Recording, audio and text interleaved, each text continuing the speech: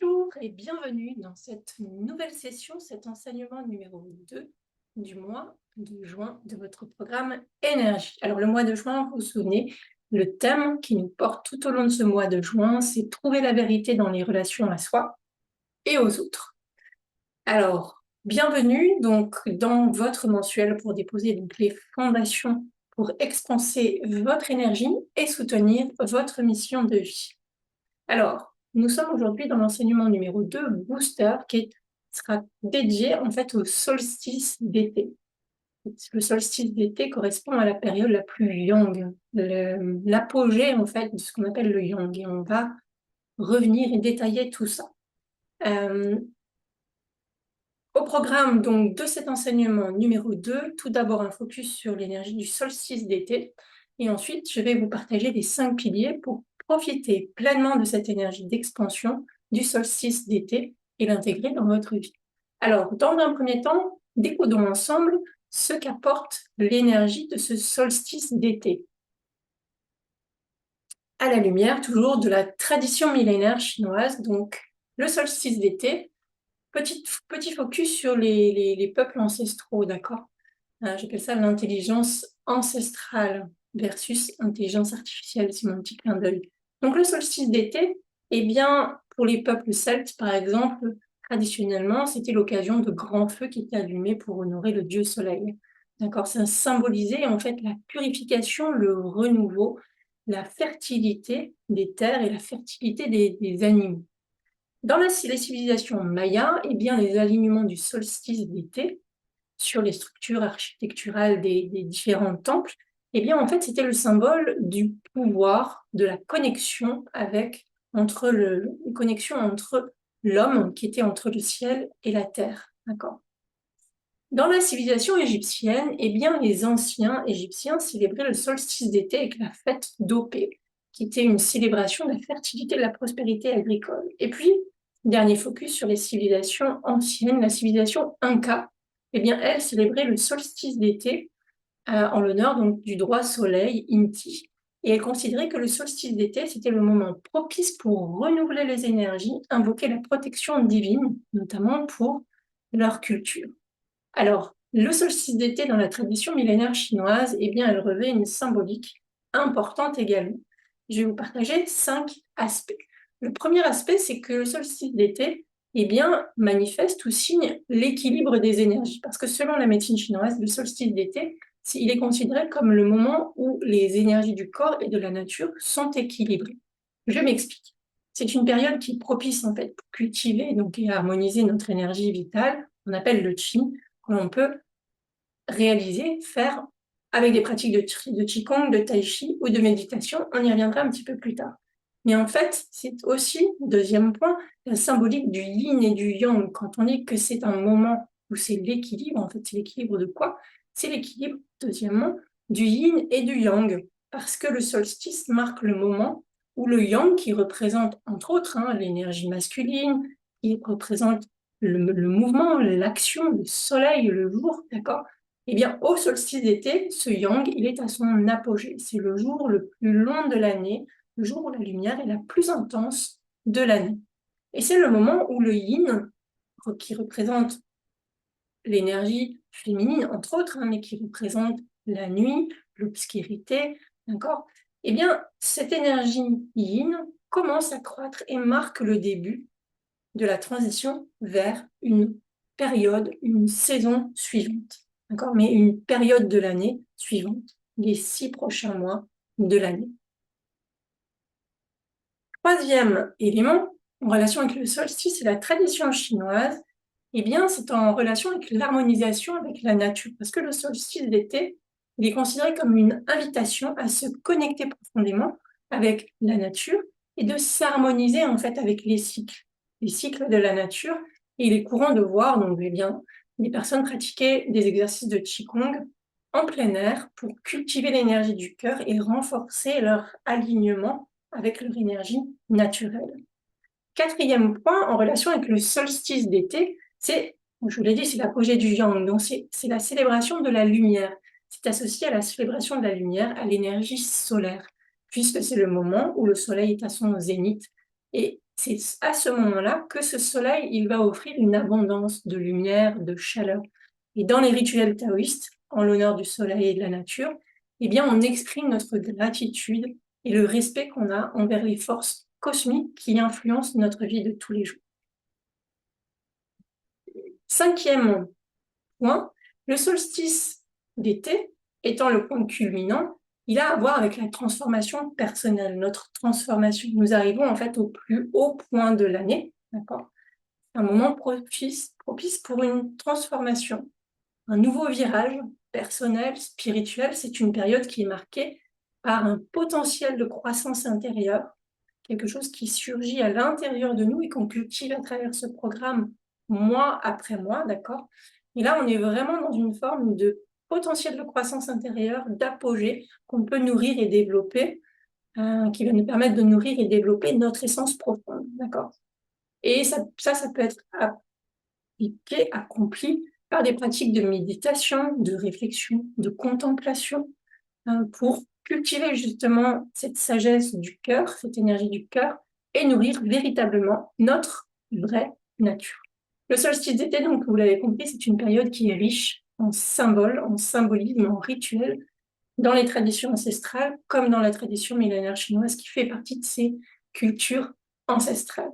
Et le solstice d'été, eh bien, c'est le bon moment, c'est le moment privilégié pour équilibrer nos énergies, célébrer la lumière, s'harmoniser avec la nature et cheminer dans notre propre transformation personnelle.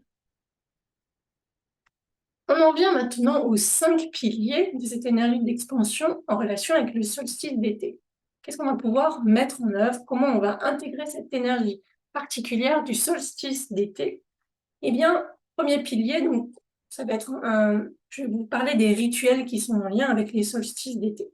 Donc, et notamment les fêtes du solstice d'été en Chine, qui sont des célébrations traditionnelles, donc qui remontent à des milliers d'années. D'accord. La première de ces traditions, ou de ce rituel, c'est d'observer le lever du soleil. C'est-à-dire que le solstice d'été, vous le savez, c'est une énergie solaire associée à la lumière, et il dit que ce lever tôt pour observer le lever du soleil à l'est va apporter chance et prospérité pour le reste de l'année. Dans les rituels, on a aussi les lanternes célestes. Ça veut dire que dans certaines régions de Chine, eh bien, il est coutume de lancer des lanternes célestes dans le ciel pendant la nuit du solstice. Ça revient un petit peu à nos feux qu'on peut avoir dans nos cultures, d'accord? Les lanternes sont allumées et on les laisse s'envoler. Ça symbolise en fait la libération des soucis, la transmutation des soucis, des énergies négatives qu'on va transformer en quelque chose de plus productif. D'ailleurs, on va, dans la saison suivante, dans l'automne, on va cheminer vers la récolte, d'accord? Donc, on se libère de tout ce qui est soucis, énergie négative, pour pouvoir s'ouvrir à des choses positives et à récolter lors de la période de l'automne. C'est aussi, en fait, dans les rituels du solstice, la pratique de certains exercices de santé. On pourra y revenir dans notre session Faire ensemble, puisque le solstice est considéré comme un moment propice pour prendre soin de sa vitalité, de sa santé, avec des exercices de tai chi, de qigong, également des exercices de marche qui sont pratiqués en plein air pour justement profiter des bienfaits de cette énergie solaire et renforcer notre corps et notre esprit. Pilier numéro 2, c'est en lien avec l'alimentation du solstice d'été. Donc, selon la médecine traditionnelle chinoise, le solstice d'été, c'est donc le moment de l'année où l'énergie yang est la plus forte. Je vous en ai déjà parlé, on est d'accord là-dessus. Et parmi les traditions et coutumes courantes qui sont associées à ce solstice d'été en Chine, on a le fait de boire ce qu'on appelle le thé d'herbe rouge. Alors, le thé d'herbe rouge, c'est composé de quoi? C'est un thé, en fait, qui marque, que l'on fait plus particulièrement à la fête des solstices d'été. C'est une boisson qui est populaire, qui comprend plusieurs plantes. Du muguet, de la menthe, de la fleur de houblon, que l'on fait bouillir. En fait, c'est on fait bouillir donc ces herbes médicinales chinoises, mais qu'on a aussi également chez nous.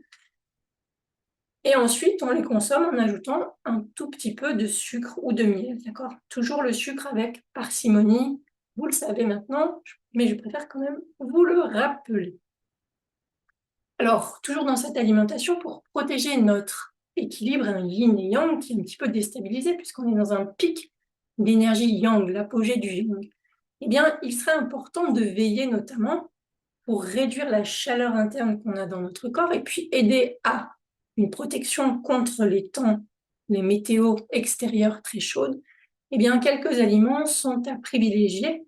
Donc, les Chinois consomment traditionnellement des nouilles froides à l'huile de sésame, particulièrement populaires, consommées avec du chou chinois et du concombre, mais également des nouilles chaudes, et on va y revenir après.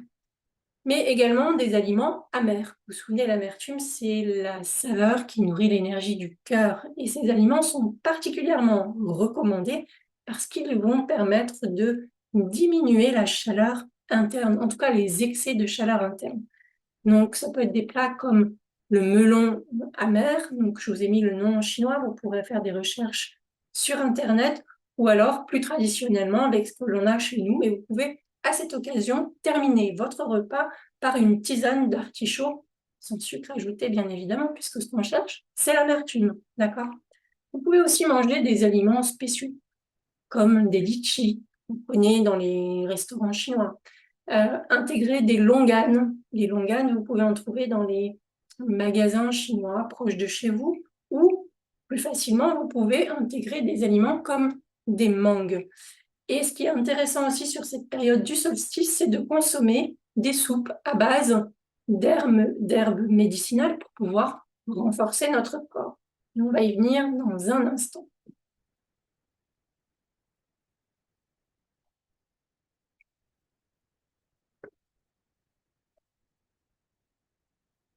Alors, bien qu'en Chine, dans chaque région ait ses propres coutumes, je vais vous partager en fait certaines choses en relation avec les nouilles et ce que ça représente dans la tradition chinoise, dans la tradition populaire chinoise.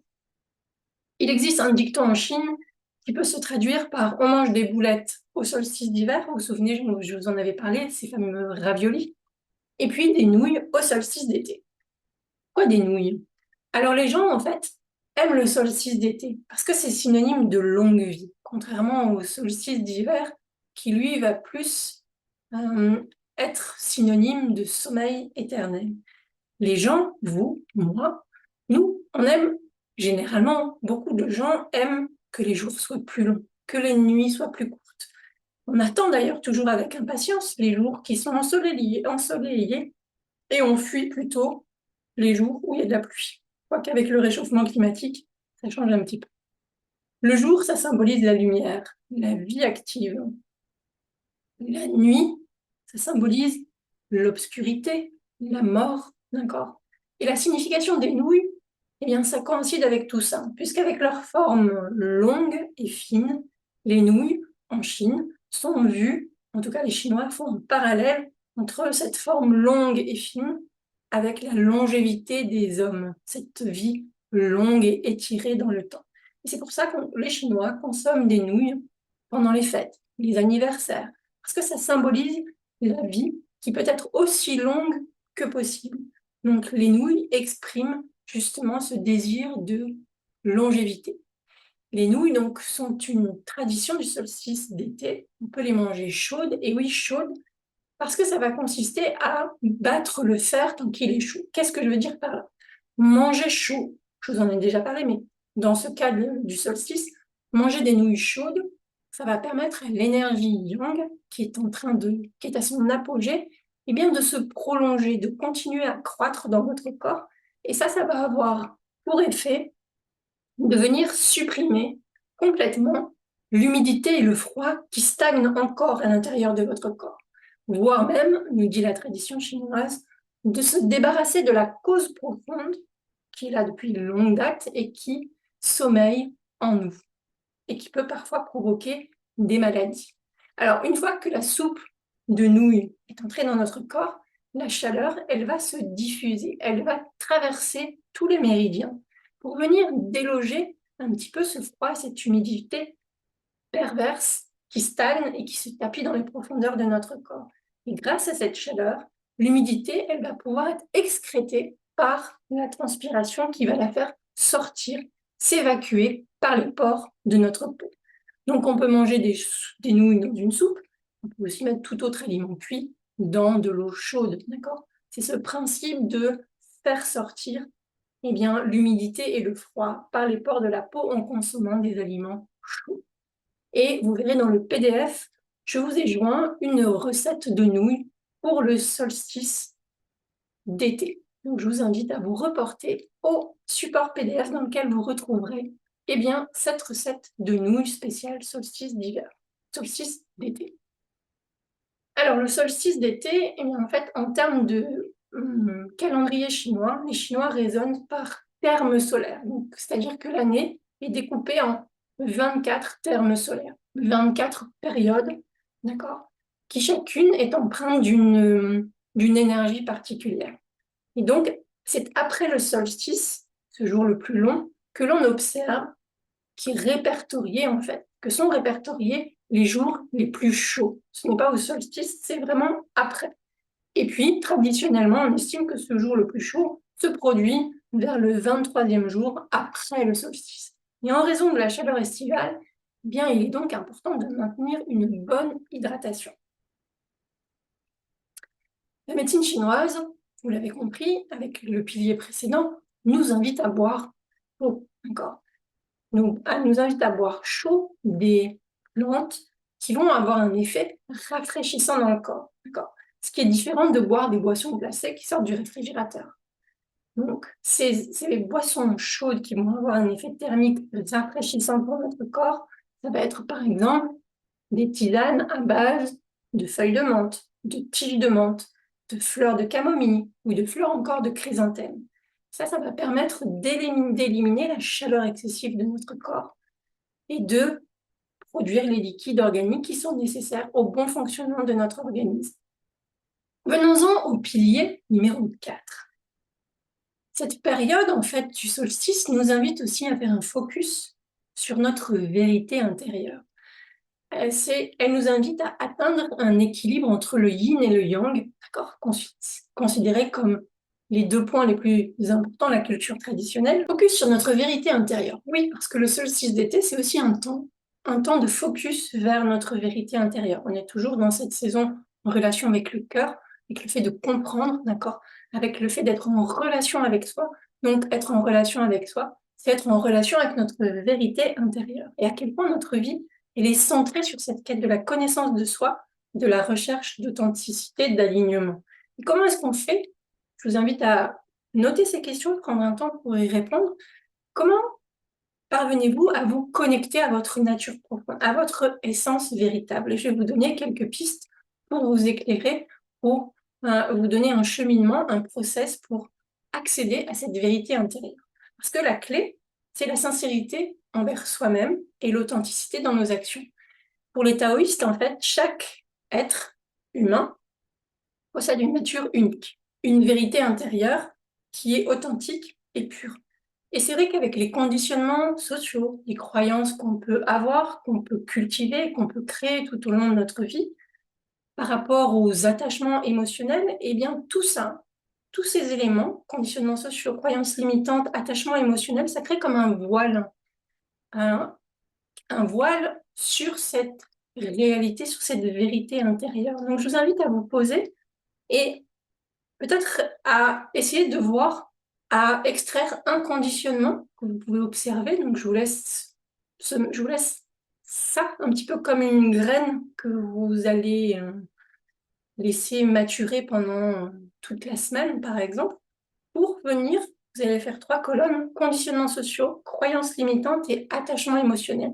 Et puis, au fur et à mesure de cette semaine, vous allez venir compléter, au fur et à mesure des journées, vous allez en fait vivre avec ces éléments de recherche de vérité intérieure.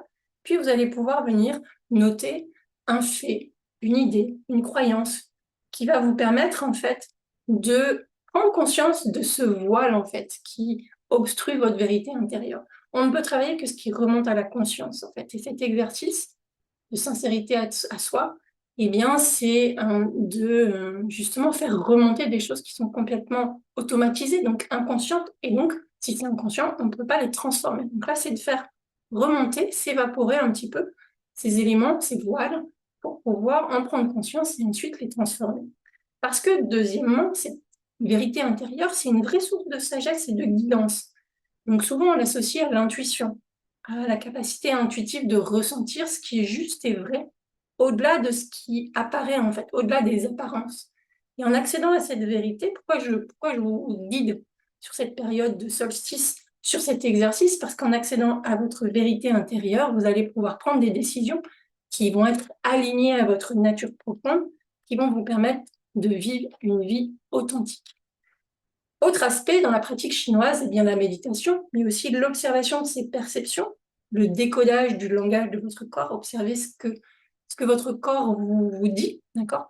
Eh bien, ce sont aussi des clés qui nous permettent de connecter à notre vérité intérieure, de cultiver cette connaissance de soi et d'accéder à cette vérité intérieure. Donc, la pratique taoïste, eh bien, elle encourage à la recherche de la vérité intérieure à travers la méditation. On y viendra dans quelques instants. Le Qigong, on pratiquera dans la session Faire ensemble, et dans l'observation de soi. Et c'est en se retirant un petit peu du tumulte extérieur, du bruit de notre vie, et en se plongeant dans notre silence intérieur, qu'on peut progressivement eh bien, se connecter avec notre être véritable et écouter cette petite voix qu'on a à l'intérieur de notre cœur. Dernier aspect, en fait, vous le savez, énergie, la philosophie, c'est comprendre pour agir. Donc la vérité intérieure, elle ne se limite pas seulement à la connaissance de soi, elle se manifeste aussi dans nos relations, nos actions avec les autres. Donc parfois, quand on n'a pas la visibilité, on peut juste observer ce qui se passe dans notre vie, ce qui est, quelles sont les actions que l'on met en place pour connecter avec cette vérité intérieure. Et ça nous permet d'être plus susceptibles eh bien, d'agir avec intégrité, compassion, bienveillance envers soi, et donc, par effet de ricochet, bienveillance envers les autres. Donc la vérité intérieure, que je vous invite en fait à goûter, à cultiver, à faire cet exercice. Je vous partage là en plusieurs points. Cette vérité intérieure, c'est un voyage personnel qui vient de l'intérieur de vous et qu'il ne faut pas confondre avec une vérité absolue. C'est quelque chose qui évolue en fait. C'est quelque chose qui évolue avec le temps et nous sommes des êtres vivants, donc des êtres d'évolution qui nous transformons. Donc cette vérité, elle évolue aussi. Elle évolue avec nous, avec notre croissance, notre cheminement, notre développement personnel. Donc chacun est invité à explorer sa propre vérité intérieure avec l'ouverture du cœur. Vous savez maintenant que l'ouverture du cœur est connectée avec l'esprit et la curiosité. Et tout ça, l'idée, c'est d'embrasser eh bien, le chemin de la découverte de qui vous êtes et de la réalisation de votre potentiel inné. Donc pendant les 5-7 jours à venir, je vous invite en fait à observer, vous observer, peut-être au niveau des croyances, au niveau des pensées, au niveau de vos conditionnements sociaux, de vos attachements émotionnels, mais aussi de vos actions, donc de vous observer pour cultiver sur ce solstice, sur cette période autour du solstice, eh bien, cette vérité intérieure et venir vous reconnecter à votre cœur. Alors, la méditation, on l'a dit, la vérité, la recherche de vérité intérieure dans la tradition taoïste, ça passe aussi par le Qigong, on en a parlé, on y reviendra dans la session Faire ensemble, mais aussi par la méditation. Et je vais vous proposer dans ce pilier numéro 5, la méditation que j'ai appelée l'écho du cœur éveillé. C'est un processus d'ouverture et d'écoute du cœur qui est basé sur les principes taoïstes. Donc, dans un premier temps, il va y avoir plusieurs étapes que je vais vous détailler. La première étape, c'est de préparer un petit peu cette méditation. Donc, je vais vous inviter à trouver un endroit calme où vous allez pouvoir vous détendre, vous concentrer. Vous allez vous asseoir dans une position confortable avec le dos bien droit, les épaules détendues. Vous allez pouvoir fermer les yeux et prendre quelques instants pour respirer profondément en vous concentrant sur votre respiration. Donc, vous allez inspirer et vous allez expirer.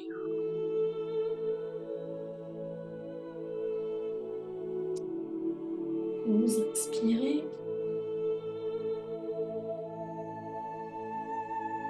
et vous expirez.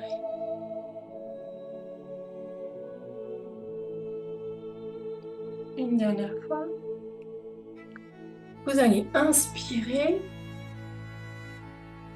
et expirer. Après cette phase de préparation, on va passer à la phase de centrage. Donc, vous allez placer vos deux mains sur le cœur et porter votre attention sur votre cœur au centre de votre poitrine. Vous allez vous connecter au battement de votre cœur. Vous allez visualiser une lumière douce et chaleureuse qui émane de ces battements du cœur, qui émane de votre cœur et qui, lumière douce et chaleureuse qui rayonne et qui va remplir tout votre être. Prenez maintenant quelques instants pour vous connecter avec votre cœur et établir une présence attentive.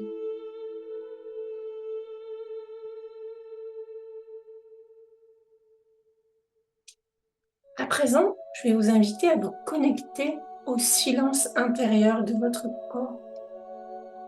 Ça va vous permettre de calmer votre esprit et de vous laisser immerger dans le silence de l'intérieur et de la pulsation de votre cœur.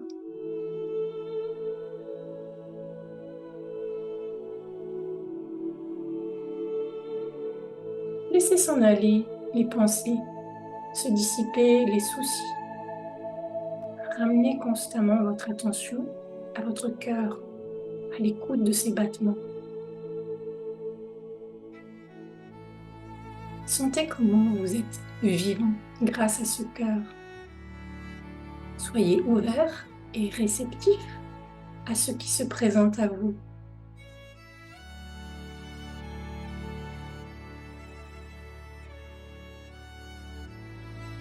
Je vais à présent vous inviter à une écoute profonde. Commencez à écouter attentivement les messages de votre cœur. Soyez patient et laissez le temps aux réponses de venir à vous. Pour vous guider, posez des questions ouvertes à votre cœur, telles que « Qu'est-ce que je souhaite vraiment ? Qu'est-ce qui me rend heureuse et heureux ? Quelles sont mes valeurs les plus profondes ? Qu'est-ce qui me fait vibrer ? »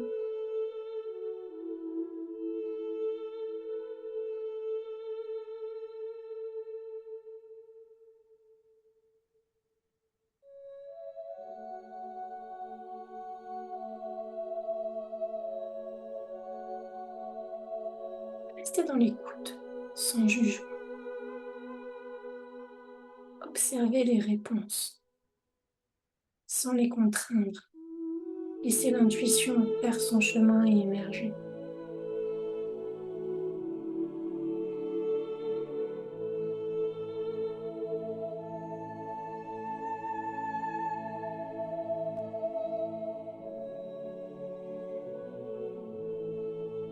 Soyez attentif aux sensations physiques, aux émotions, aux images qui se présentent à vous.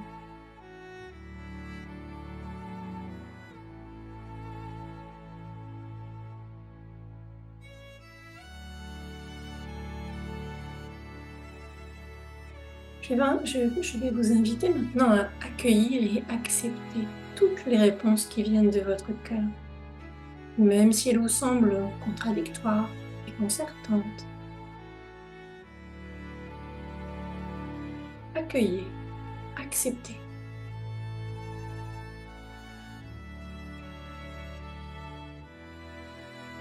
Évitez le jugement, évitez d'analyser les réponses. Laissez simplement votre cœur s'exprimer librement. Soyez bienveillant envers vous-même, envers ces réponses qui émergent, quelle que soit leur nature.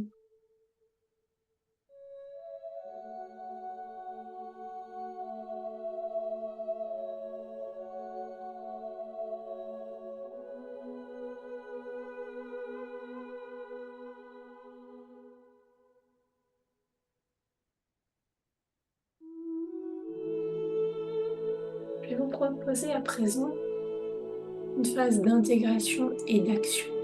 Une fois que vous avez reçu les messages de votre cœur, prenez un moment pour les intégrer, les diffuser dans toutes les parties de votre corps, de votre être.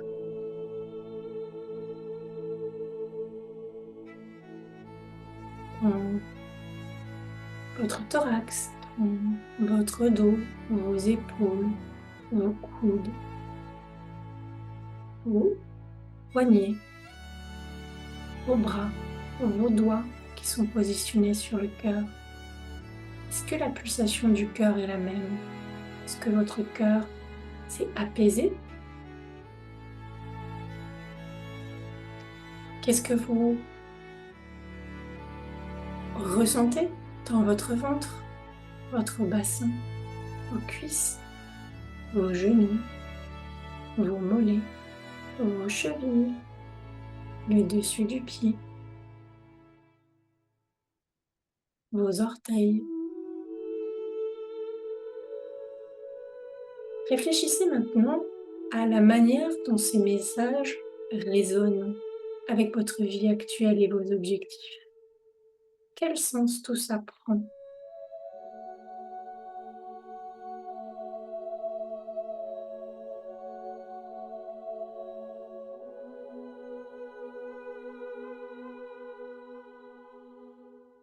Identifiez des actions concrètes que vous pouvez entreprendre pour honorer ces messages de votre cœur. Quelle est cette première action concrète que vous allez pouvoir mettre en œuvre? Vous le savez, le cœur, c'est un organisateur, c'est l'empereur qui établit des plans réalistes. Quel plan d'action pouvez-vous établir par rapport à ces messages de votre cœur? Comment vous allez vous engager à suivre les conseils de votre cœur dans votre vie quotidienne? Prenez un instant pour ressentir.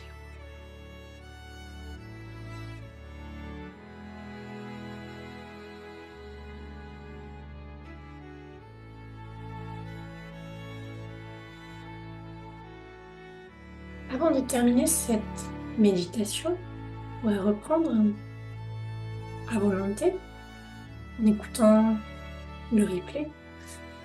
Je vais vous inviter à vous connecter à la gratitude, à terminer la pratique en exprimant votre gratitude envers votre cœur, envers vous-même, pour avoir pris ce temps de connexion, d'écoute active et sincère de votre intériorité.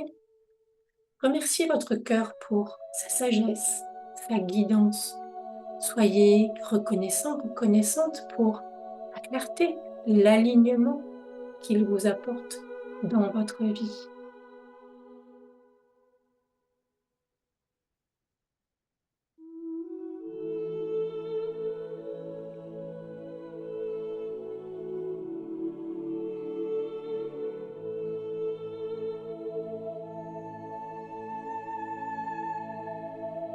Vous allez pouvoir garder les mains posées sur le cœur. Je vais vous inviter à sortir de cette méditation de l'écho du cœur éveillé. Et pour clôturer, je vais vous inviter à évaluer sur une échelle de 0 à 10 combien vous vous sentez connecté avec cet intérieur, avec cette sagesse intérieure.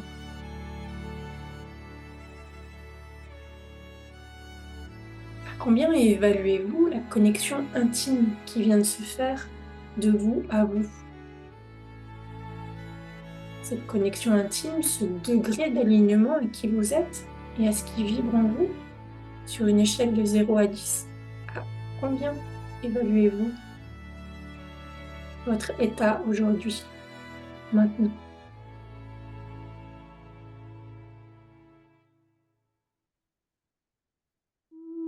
Et à quel point vous vous sentez rempli de gratitude pour vous, qui vous êtes, ce que vous êtes et pour les autres. Et pour terminer, je vais vous inviter à donner 2 mots qui vous viennent pour qualifier ce que cette méditation vous a apporté. Vous pouvez les noter sous cette vidéo, me les adresser directement. 2 mots pour qualifier cette plongée profonde dans l'océan de votre cœur. Quels seraient ces deux mots?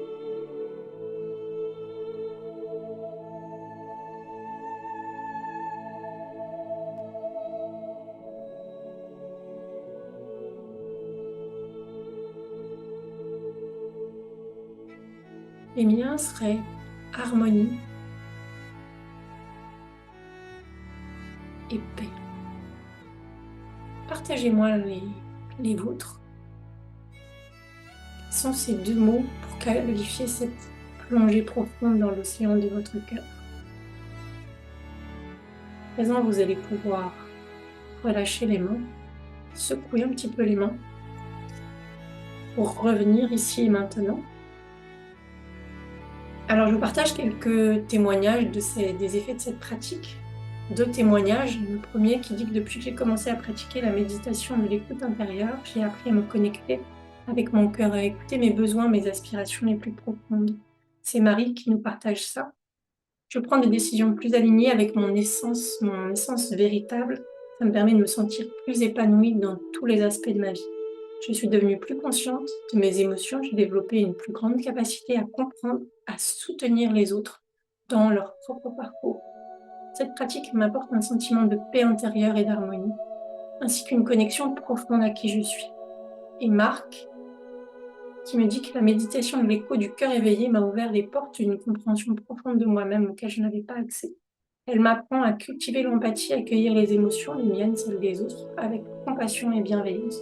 Ça a renforcé mes relations, m'a permis de développer une présence plus authentique et réceptive. J'ai également constaté une amélioration de ma capacité à prendre des décisions éclairées, une plus grande clarté et donc un calme intérieur. Partagez-moi également vos témoignages suite à cette méditation de l'écho du cœur éveillé. Alors maintenant, à vous de jouer. Je vous partage donc la checklist de ce deuxième enseignement du mois de juin. Vous avez compris un certain nombre et appris et découvert un certain nombre de rituels par rapport au solstice d'été, notamment également les aliments à introduire pendant ce solstice d'été, cette période où je vous invite donc à télécharger donc cette recette des nouilles à la chinoise du solstice d'été, à pratiquer également l'hydratation qui est importante sur cette période, et ensuite eh bien, les exercices qu'on a vus pour vous connecter à votre vérité intérieure et pratiquer cette méditation de l'écho du cœur éveillé. Donc vous voyez progressivement, dans cet enseignement, on est parti de la culture du corps, on est arrivé à se connecter à notre cœur, nos émotions, nos pensées, par le biais de la méditation. Donc on a couvert eh bien, le scope, toutes les étapes de cette approche holistique taoïste issue de la médecine chinoise. Alors j'ai été ravie de vous partager toutes ces clés. Je vous donne rendez-vous dans notre prochain épisode, faire ensemble pour pratiquer ces exercices du solstice d'été. D'ici là, portez-vous bien et je vous dis à très vite.